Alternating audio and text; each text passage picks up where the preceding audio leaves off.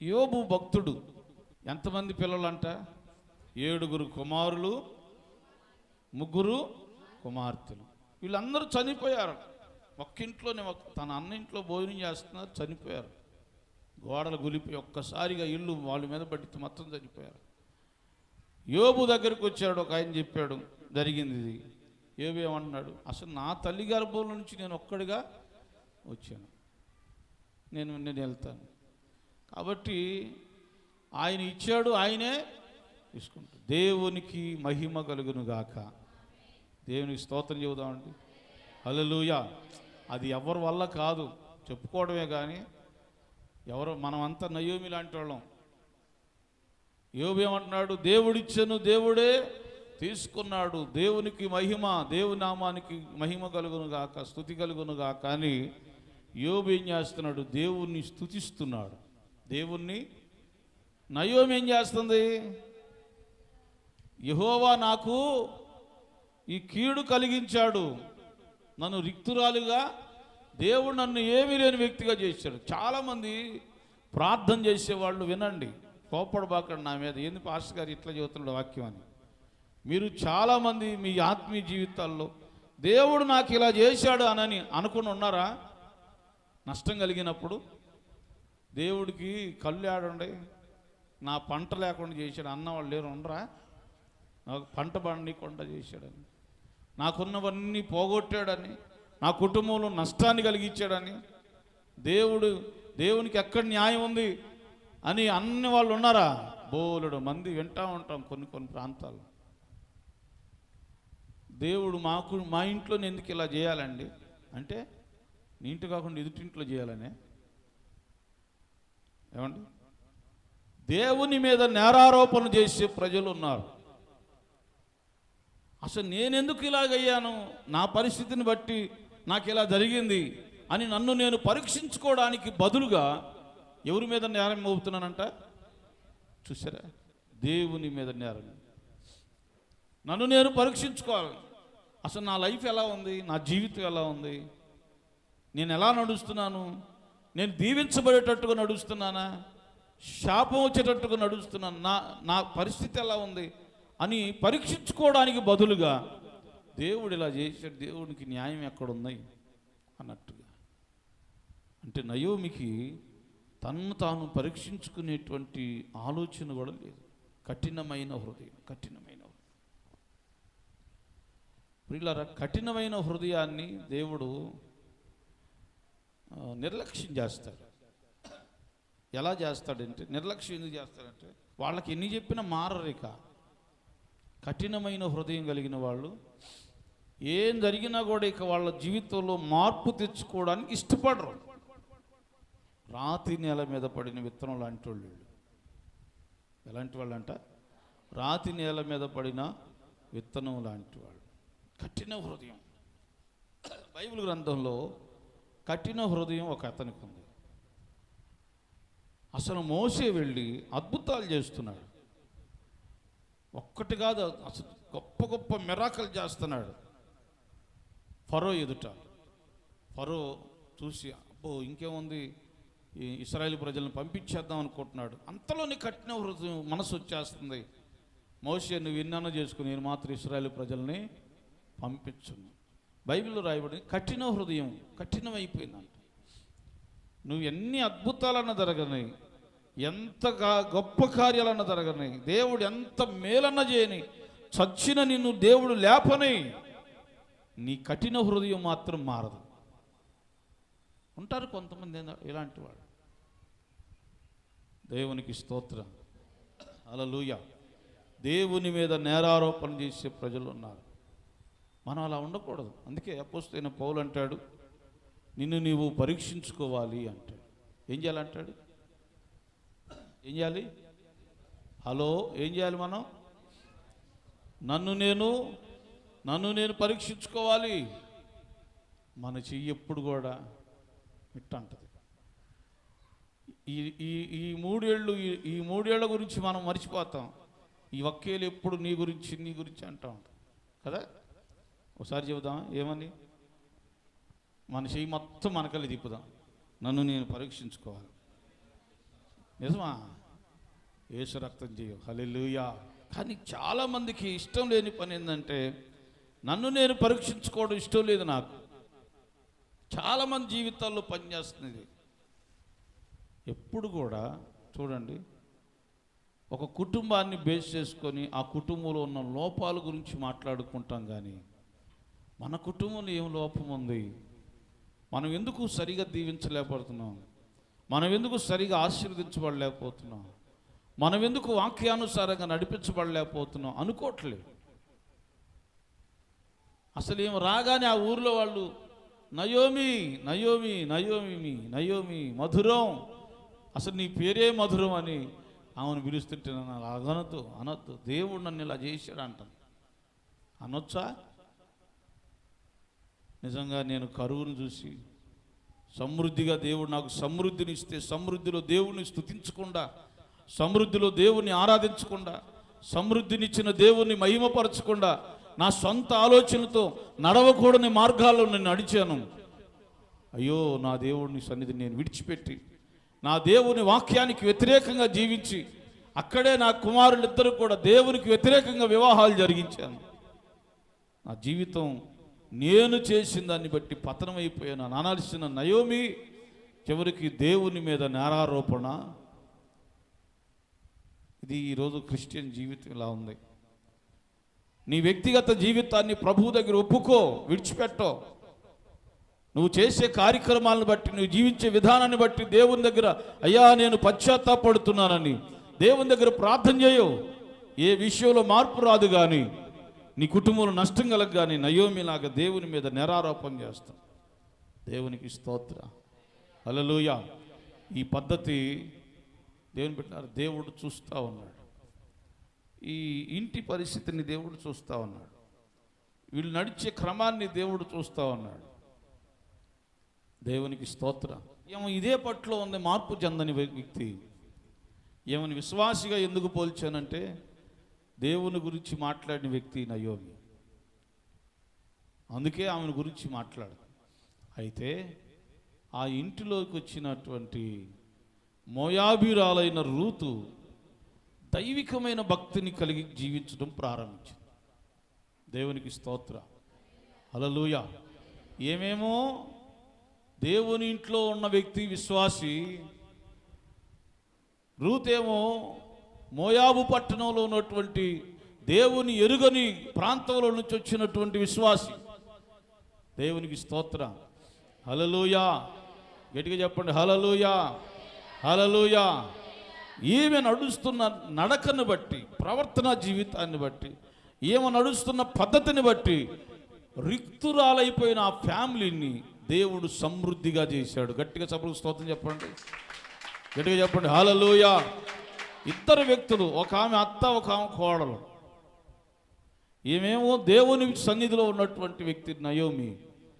దైవికమైన కార్యక్రమం, ఆజ్ఞ అన్ని ఆయన సిద్ధాంతం ఏదో ఎరిగిన వ్యక్తి నయోమి. కానీ దాన్ని పాటించలేకపోయింది. ప్రియులారా జాగ్రత్తగా వినండి, దాన్ని పాటించలేకపోయింది. నీ చేతిలో బైబిల్ ఉంది, దేవుని సంఘం ఉంది, సేవకుడు ఉన్నాడు, ప్రార్థన చేయడానికి సమయం ఉంది, దేవుడు ఆరోగ్యం ఇచ్చాడు, ఏ కొదవ లేకుండా దేవుడు సమృద్ధిని ఇచ్చాడు. కానీ నీకు ప్రార్థన లేదు, భయం లేదు, భక్తి లేదు. చాలామంది జీవితాలు ఇలాగనే ఉన్నాయి. దేవుని వాక్యానికి లోబట్టం లేదు, నీకు నీవుగా పరీక్షించుకునే సమయం లేదు. అందుకే నీవేమో రిక్తురాలు అయిపోయావు. మోయాబు దేశంలో పుట్టి మోయాబీరాలై దేవుని ఎరుగని వ్యక్తి అయిపోయి, దేవుని బిడ్డలారా, ఎప్పుడైతే నయోమి కుటుంబంలో కోడలుగా వచ్చిందో దైవ సంబంధమైన లక్షణాలను తెలుసుకుంది, దైవ సంబంధమైన క్రమాన్ని తెలుసుకుంది. దేవుని బిడ్డలారా, దేవునికి ఇష్టమైన జీవితాన్ని జీవించింది. సమృద్ధి గల శ్రేష్టమైన ఆశీర్వాదాలతో రూతు నింపబడింది. ఆమె ద్వారా నయోమి కుటుంబం ఆశీర్వదించబడింది. దేవునికి స్తోత్రం. ఏమైంది చెప్పండి మీరు. నేను ఇప్పుడు ఒక వాక్యాన్ని మీకు జ్ఞాపకం చేస్తాను. గత దినాల్లో శుక్రవారం చెప్పిన వాక్యాన్ని మరల మీకు జ్ఞాపకం చేస్తాను. మొదటి వాళ్ళు ఎవరు ఇప్పుడు? నయోమి మొదటిదేనా? ఏమైపోయింది? రూతు కడపట్టి వ్యక్తి. ఇప్పుడు ఏమైంది? ఫస్ట్ ప్లేస్లోకి వచ్చింది. దేవునికి స్తోత్రం. హల్లెలూయా. ఏంటి తేడా? ఏంటి? హృదయాన్ని సరి చేసుకునే విషయం ఏంటంటే, నయోమి కఠినమైన హృదయం కలిగింది. తనను తాను పరీక్షించుకునే మనస్సు లేనిది. రూతు ఎందుకు పరీక్షించుకుందో చెప్తాను చూడండి. అద్భుతమైన మెసేజ్ ఉంది దీంట్లో. నయోమి ఒకసారి వాళ్ళని పిలిచి, ఇప్పుడున్న పొజిషన్ బట్టి నేను మరలా మీ పిల్లల్ని కానీ మీకు ఇవ్వలేను. అసలు ఎంత ప్రాసెస్ అది చూడండి. ఇవన్నీ చెబుతుంది వాళ్ళకి.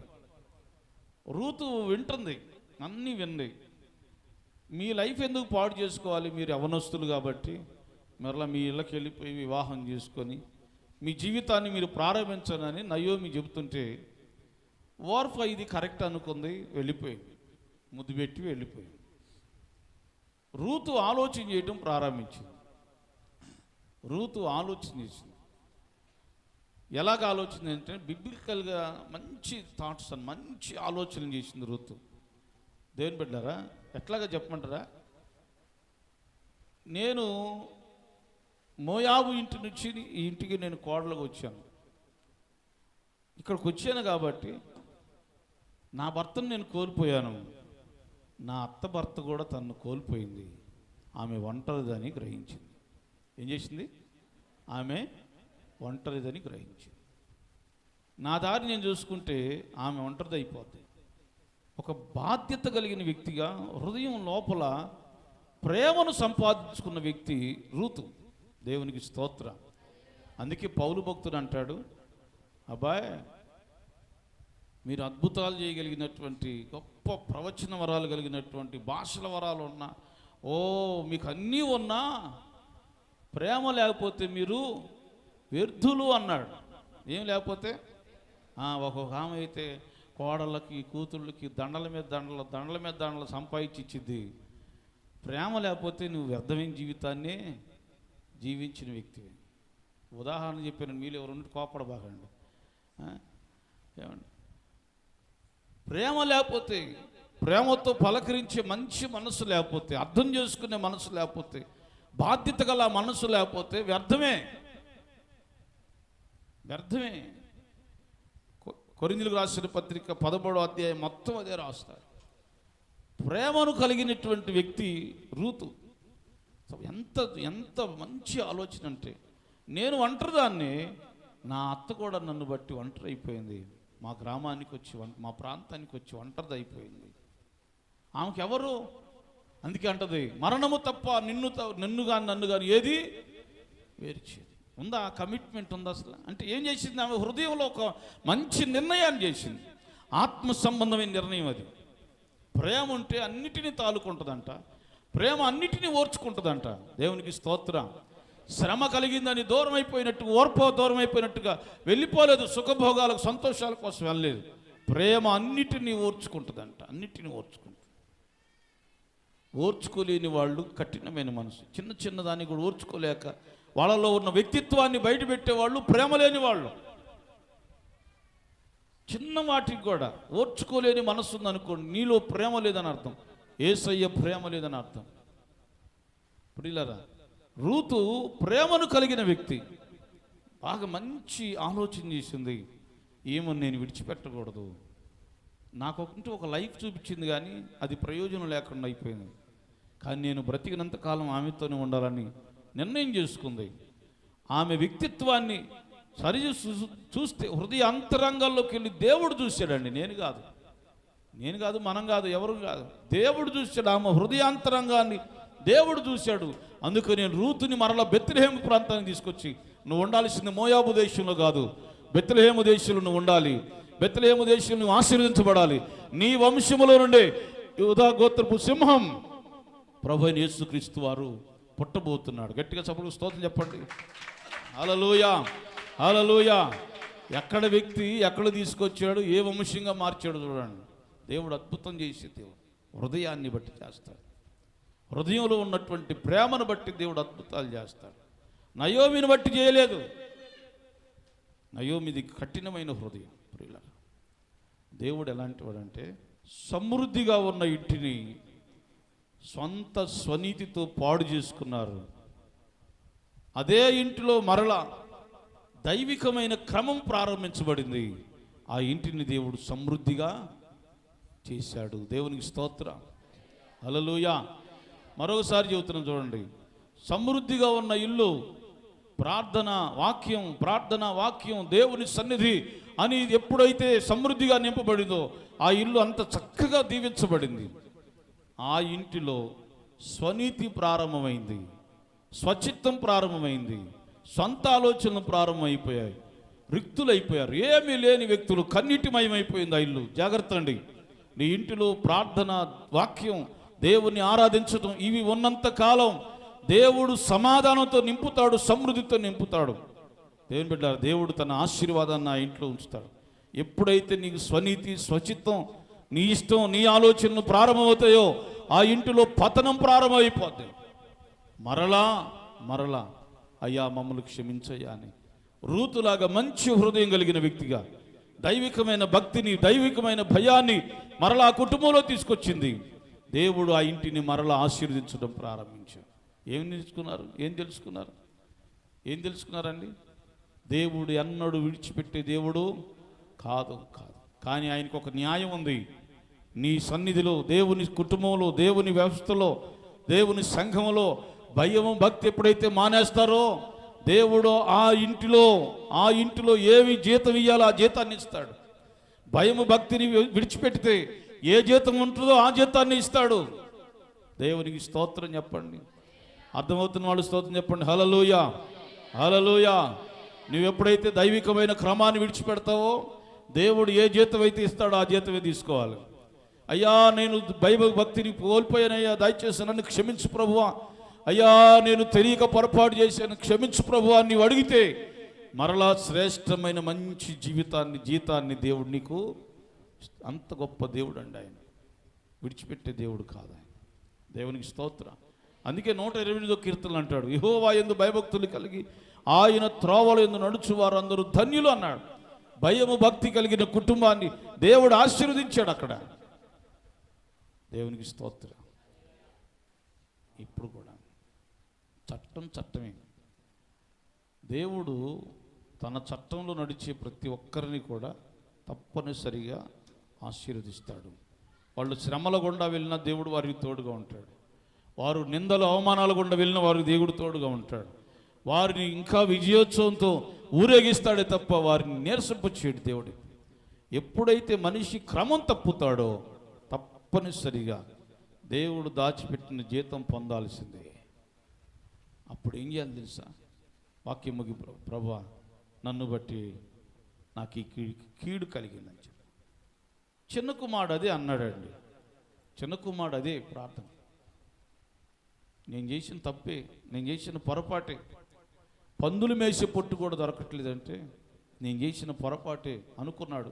వాడు బుద్ధి వచ్చినప్పుడు తండ్రి ఇంటిని జ్ఞాపకము అంటే ఇప్పుడు ఏం రావాలి? మనిషికి బుద్ధి రావాలి, కఠినత్వం పోవాలి, హృదయంలో కఠినత్వం పోవాలి.